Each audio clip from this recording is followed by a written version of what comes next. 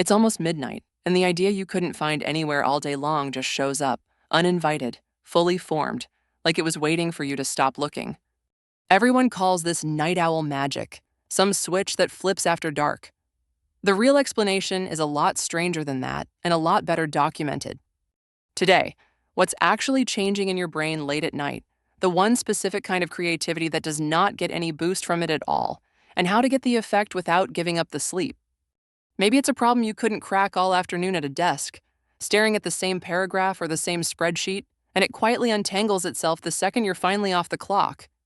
Maybe it's a lyric, a story fix, a design idea, or the exact sentence you needed for an email, arriving unannounced somewhere between 10 at night and 2 in the morning. It doesn't feel like effort in the way daytime problem solving does. There's no grinding. It feels like your brain just quietly loosens its grip and lets something through. Plenty of people build a whole identity around it. I'm just a night person. That's when my brain actually works. As if there's a fixed switch somewhere that only turns on after sunset.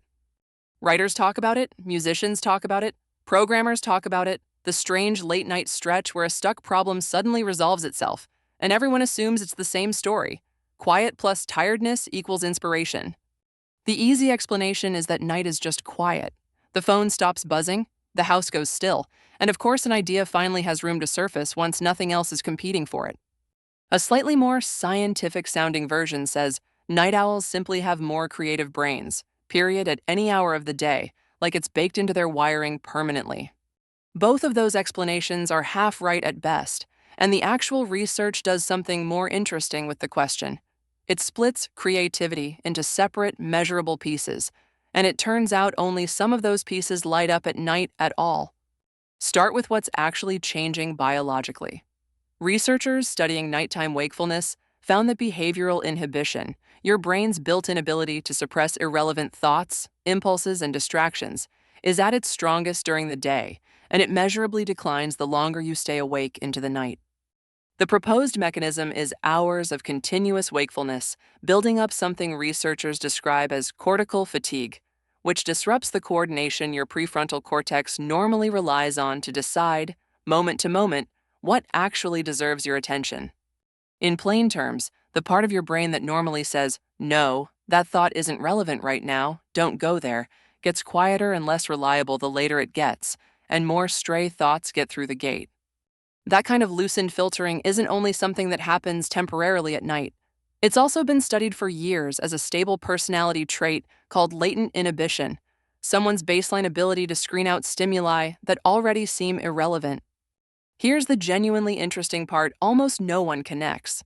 Being naturally weaker at that filtering, paired with a mind sharp enough to manage the resulting flood of associations, is independently linked to significantly higher real-world creative achievement over a lifetime. Night may be quietly lending you a temporary taste of a trait some people carry permanently. A separate but related line of research asks a slightly different question. Does thinking outside your own personal peak alertness window help, whether or not that window technically counts as night for you? Researchers built a controlled study to test that directly instead of just assuming it. In that study, night owls solved word association insight puzzles better at their worst, least alert hour of the day than they did at their own sharpest, most optimal hour. The exact opposite of what you'd predict if sharper focus were what mattered most. Here's the twist worth sitting with. For an actual night owl, their peak hour is the evening. So their least alert, off-peak hour in that study was the morning, not the middle of the night. This is not strictly a nighttime effect at all. It's a stepping outside your comfort zone effect. But here's the part almost nobody mentions when they repeat the night owls are more creative line. That same study found free idea generation, plain brainstorming, the kind of creativity most people actually picture when they hear the word, was not predicted by time of day or by someone's chronotype at all.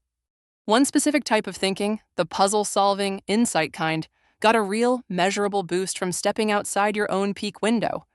The other kind, the one most people actually mean by creativity, simply didn't move at all in that data. There's a second piece worth adding here. Night owls do report more mind-wandering and daydreaming overall than early risers, across several large surveys. But when researchers dug into why, it wasn't really about the clock time itself. The relationship ran mainly through two other things: worse sleep quality and lower positive mood, both of which just happen to be more common in people who stay up later. Which means some of what feels like my brain only really works at night might actually be closer to my brain is tired enough to stop filtering. A very different and honestly much less romantic explanation for the exact same feeling. None of this makes the 1 a.m. idea fake or means you imagined it. It just means it isn't magic and it isn't a special dedicated night brain. It's a specific, identifiable, and genuinely costly brain state with a real price attached.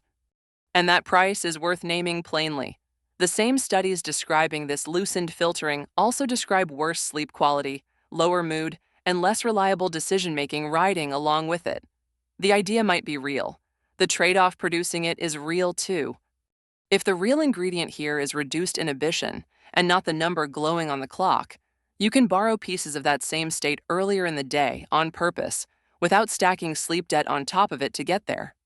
A phone-free walk, a shower, folding laundry, anything repetitive and boring enough that your brain stops actively guarding the gate tends to produce the same loosened, associative feeling minus the exhaustion tax.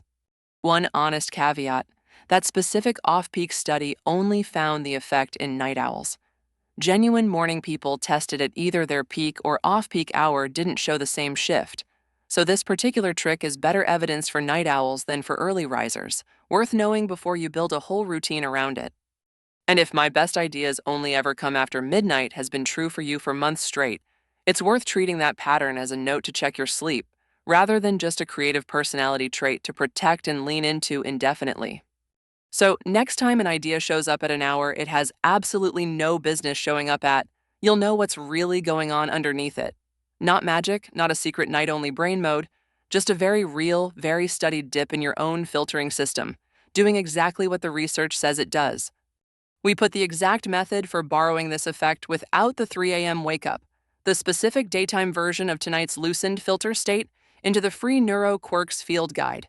Links in the description below. Subscribe. We're already debugging the next one.